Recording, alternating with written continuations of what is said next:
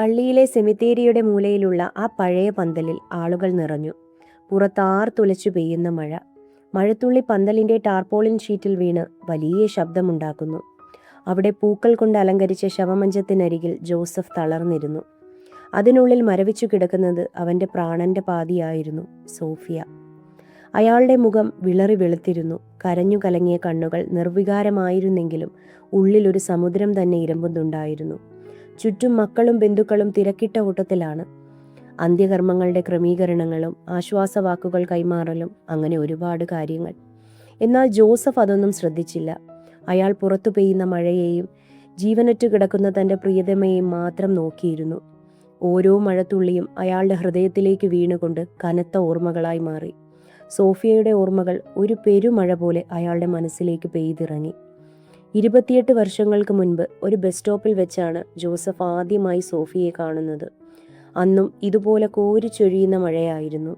Bus വരാൻ വൈകിയതിനാൽ നനഞ്ഞു കുതിർന്ന അവളെ കണ്ടപ്പോൾ യാദൃശ്ചികമായി തൻ്റെ കുട അവൾക്കു നേരെ നീട്ടിയതും ആ പരിചയം പിന്നീട് മണിക്കൂറുകൾ നീണ്ട സംഭാഷണത്തിലേക്കും പിന്നീട് സൗഹൃദത്തിലേക്കും അത് പിന്നീട് പ്രണയത്തിലേക്കും വഴിമാറിയതും ഇന്നലെ എന്ന പോലെ ജോസഫ് ഓർത്തു.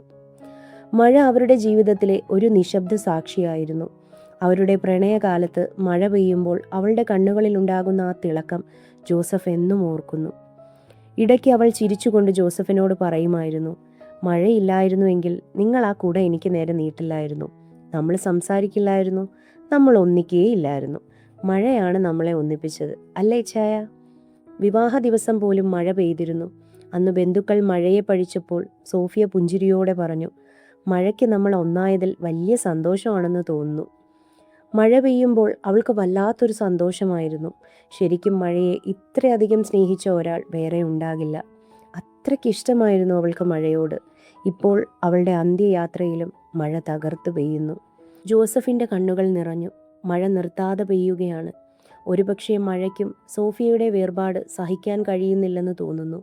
പ്രകൃതി പോലും അവളോട് വിട പറയാൻ എത്തിയതാണെന്ന് തോന്നിപ്പോയി ജോസഫിന്. ജോസഫ് മെല്ലെ അവളുടെ തണുത്തുറഞ്ഞ കൈകളിൽ തലോടി. ശേഷം അവളെ നോക്കിക്കൊണ്ട് മന്ത്രിച്ചു, എൻ്റെ സോഫി, ഇവിടെ നല്ല മഴ പെയ്യുന്നുണ്ട്. നീ അത് കാണുന്നുണ്ടാകുമല്ലേ? ഇത് നിനക്കായുള്ള അവസാനത്തെ മഴയാണ്.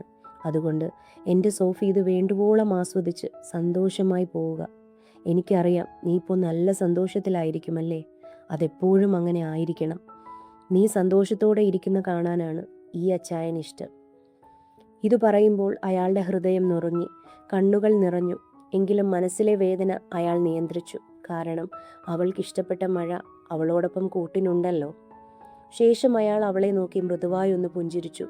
ആ പുഞ്ചിരിക്ക് ഒരുപാട് വേദനയുണ്ടായിരുന്നു. മഴയെ കാണുമ്പോഴെല്ലാം കുഞ്ഞിനെ പോലെ സന്തോഷിക്കുന്ന അവളുടെ മുഖം വീണ്ടും അയാളുടെ മനസ്സിൽ തെളിഞ്ഞു.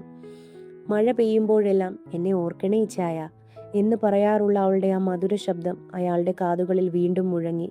ആ ഓർമ്മ അയാളുടെ ഹൃദയം തകർത്തെങ്കിലും അവളുടെ സന്തോഷത്തോടെയുള്ള മുഖം ഓർത്തപ്പോൾ അറിയാതെ ഒരു മങ്ങിയ പുഞ്ചിരി വീണ്ടും അയാളുടെ ചുണ്ടുകളിൽ വിരിഞ്ഞു. അങ്ങനെ ഓർമ്മയിലെ നനവോടെ അയാൾ പ്രിയതമയ്ക്ക് അന്ത്യചുംബനം നൽകിക്കൊണ്ട് അവളെ യാത്രയാക്കി. ചില പ്രണയങ്ങൾ ഇങ്ങനെയാണ്, അതിന് അവസാനമുണ്ടാകില്ല.